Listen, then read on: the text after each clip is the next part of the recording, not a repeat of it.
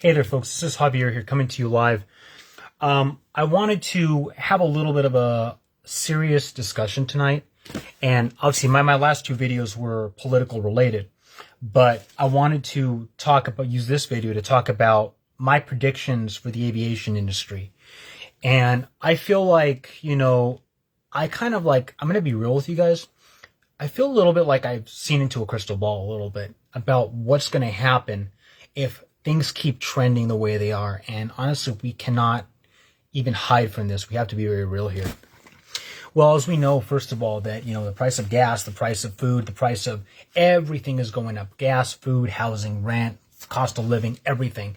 It's a complete disaster. Honestly, I just got a little smoothie from a Spanish place not too long ago, like yesterday, the other day. A little papaya and orange juice smoothie. A couple, like 5 years ago, I got that for less than $5. It was $8.75, and it was small too. The size never changed. The price did. And we also know very well, that nothing's going down, everything's going up. We know very well that there is a war in Iran happening right now that is currently, raising the price of gas astronomically. And whether people want to admit it or not, it is the primary reason that Spirit Airlines ended up collapsing. I want to kind of get into this a little bit because I don't want this video to be too long, but I want to give you like a straight up prediction right now.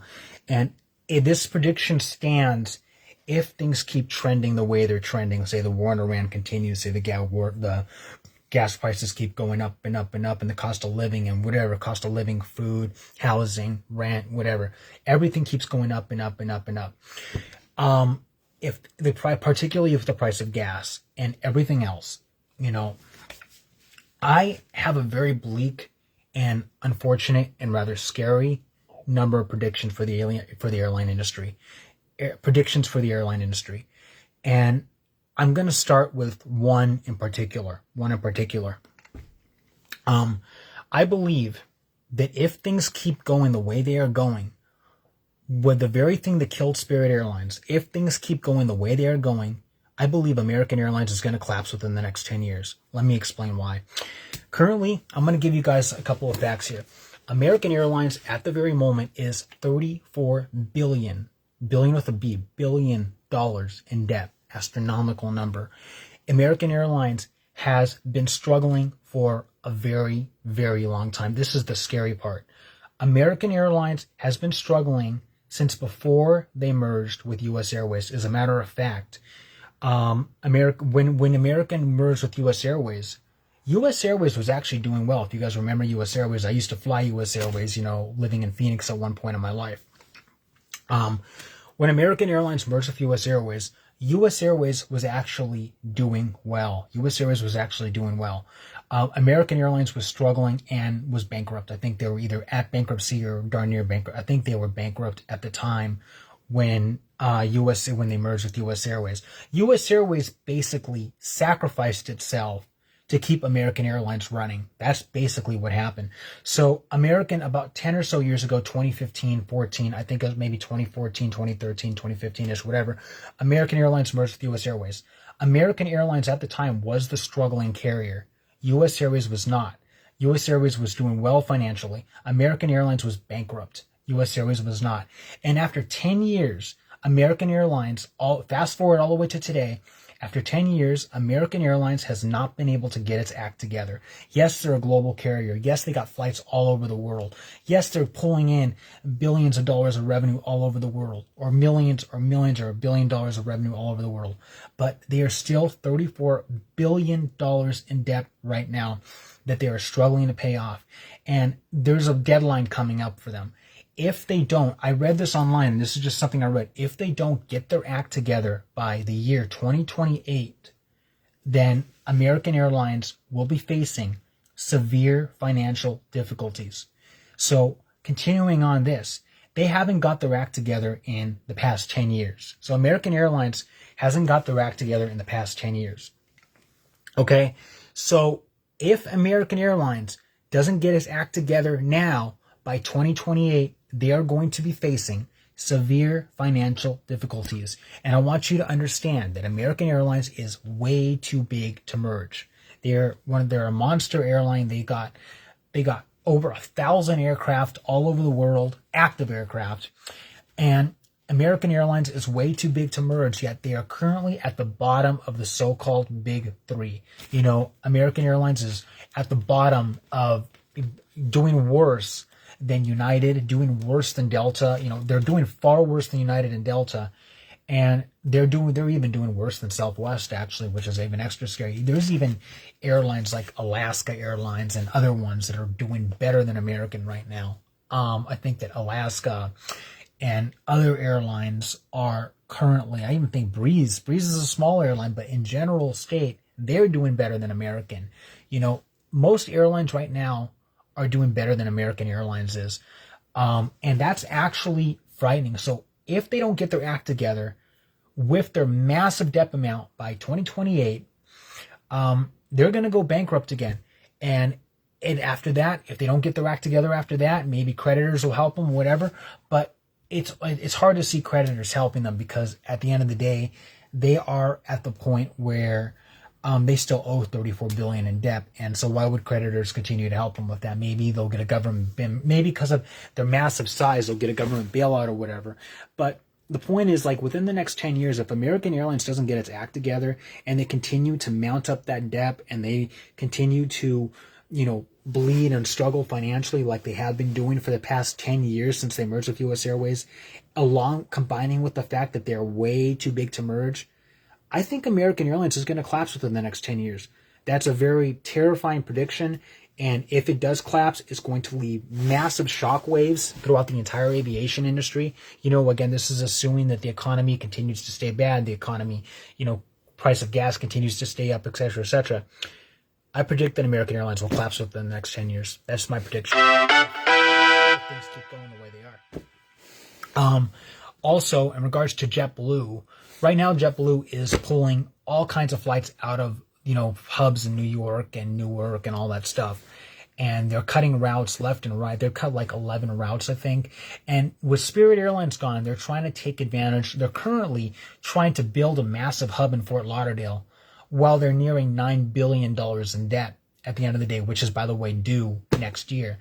By next year, if JetBlue's last-ditch effort to rebuild Fort Lauderdale and make it a massive hub for them and make it, a financially wealthy hub for them, if they fail to do that, JetBlue is going to go bankrupt and nobody's going to buy them. I don't know. Maybe if they're lucky, Southwest will buy them. I don't know. But if JetBlue goes bankrupt and nobody buys JetBlue, they may disappear by 2028. I'm dead serious. They may not have 2 years left in their lifetime. And that's rather terrifying. And I believe that, I personally believe that Southwest, well, I don't really know if Southwest is going to merge with Breeze. That might just be a rumor. But I'm predicting 2028, JetBlue will ultimately be bankrupt if they don't get their act together. Within 10 years, American Airlines will shut down. It'll be the greatest global shutdown in aviation history if they don't get their act together. And I'm predicting that, and this one's sad. This one's sad for me.